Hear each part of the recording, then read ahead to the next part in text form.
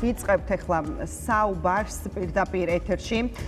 ინფორმატიკისა და მართვის სისტემების ფაკულტეტის დეკანთან, პროფესორთან, რომელიც იმყოფებოდა შეხვედრაზე პრემიერ-მინისტრთან, ქალბატონი თალიკო ჟვანია არის ჩვენთან ხაზზე, ის ტექნიკურ უნივერსიტეტს წარმოადგენს. მოგესალმებით, ქალბატონ თალიკო.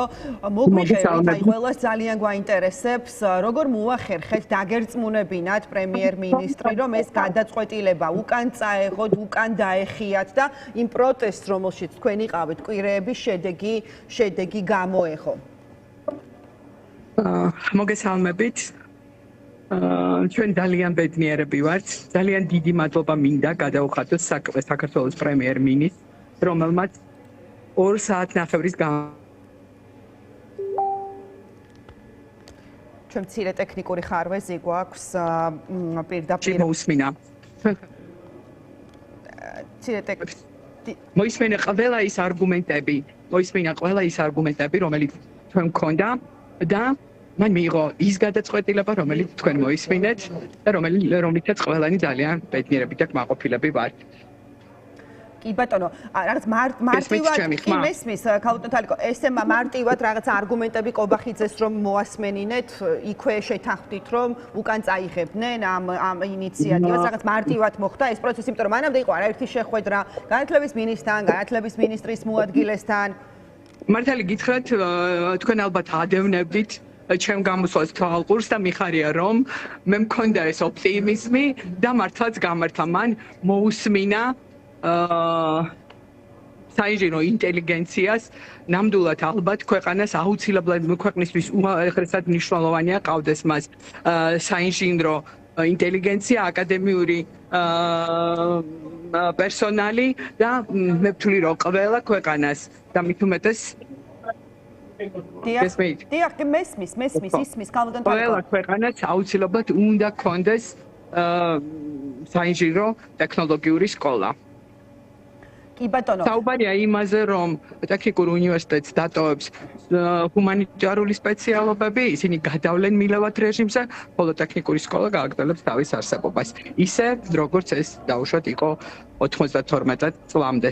მანამ სანამ ჩვენ არ გვქონდა ჰუმანიტარული სკოლები. კი ბატონო, აი ამ ნაწილს რა გამოხმაურება მოხდა, თუნდაც აი ჰუმანიტარული სფეროს წარმომადგენლების მხრიდან ქალბატონ თალიკო, რომ აი მილევად რეჟიმში გადავიდა და აი წმინდა იმდენად მნიშვნელოვანი იყო საქართველოს ტექნიკური უნივერსიტეტის იდენტობის შენარჩუნება, რომ ჩვენი ჰუმანიტარი კოლეგები მზად იყვნენ საქართველოს ტექნიკური უნივერსიტეტის გადასარჩენად, բայց ამაზე აკადემიურ საბჭოზეც კი გააჟღერეს, რომ გადასულიყვნენ დედა უნივერსიტეტში.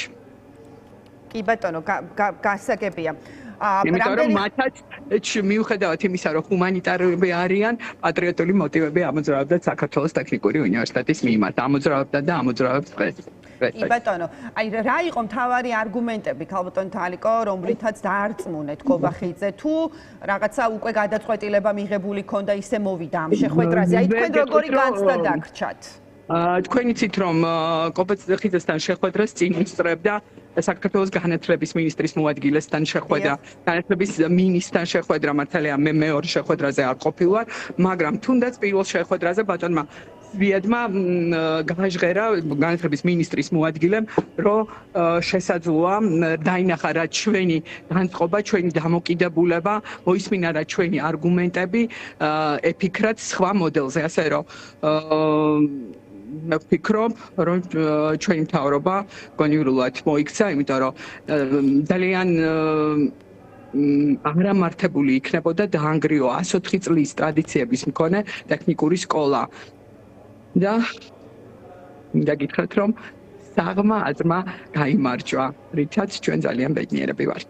კი ბატონო, და ასევე კობახიძემ თქვა შენობასთან დაკავშირებითაც ისაუბრა, თქვა რომ პირველი მეორე კორპუსი შენარჩუნდება და აი ამ კუთხით რა გითხრათ? მართალი გითხრათ, მე ინტერვიუ არ მომისმენია, მან გამოთქვა მსაუბა, რომ მომავალშიც გაგრძელდეს თანამშრომლობა, შეიქმნა ჯგუფები, იმიტომ რომ განათლების რეფორმა, მან თავისი შეხვედრა ჩვენთან, სწორედ განათლების კონცეფციის თითეული მუხლის გარჩევით დაიწყო, ჩვენ ვეთანხმებით აბსოლუტურად, რომ ნამდვილად ჭირდება საქართველოს განათლების სისტემას რეფორმა იმიტომ რომ განსაკუთრებით ეს მნიშვნელოვანია ჩვენთვის საინჟინრო დარგებისთვის, რადგან მოგიხსენებათ, რომ დღევანდელი ჩვენი უნივერსიტეტები პრაქტიკულად ფინანსდებიან სტუდენტთა გადასახადით და ძალიან ძნელია დღეს თანამედროვე ტექნოლოგიებს აუწყო აუბა მხარი 2200 სტუდენტის მიერ გადახდილი 2250 ლარი.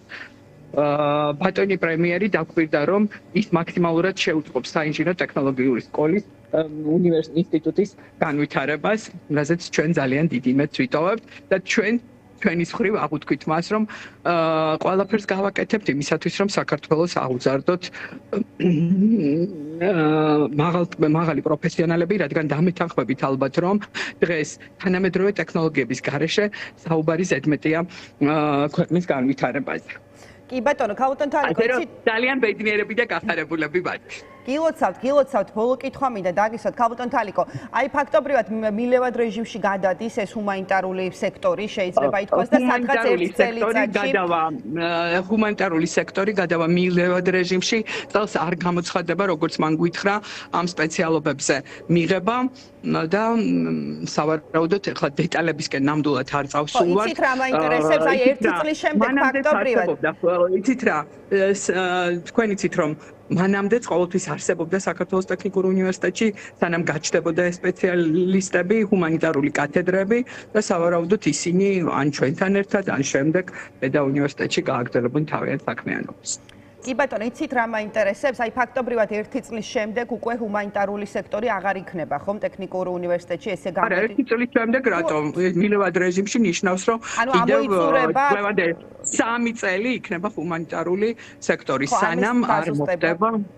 კი ბატონო, ამის დაზუსტება მინდოდა, ანუ სტუდენტები, რომლებიც ჰუმანიტარულ სექტორში სწავლობენ და საქართველოს ტექნიკურ უნივერსიტეტში, მე როგორც გავიგე, ისინი დაამთავრებენ საქართველოს ტექნიკურ უნივერსიტეტს. კი ბატონო, გასაგებია. მადლობა, გილოცავთ და ძალიან დიდი მადლობა. ცოტა ემოციებში ვარ და რა ვიცი, ძალიან ბედნიერები. მესმის.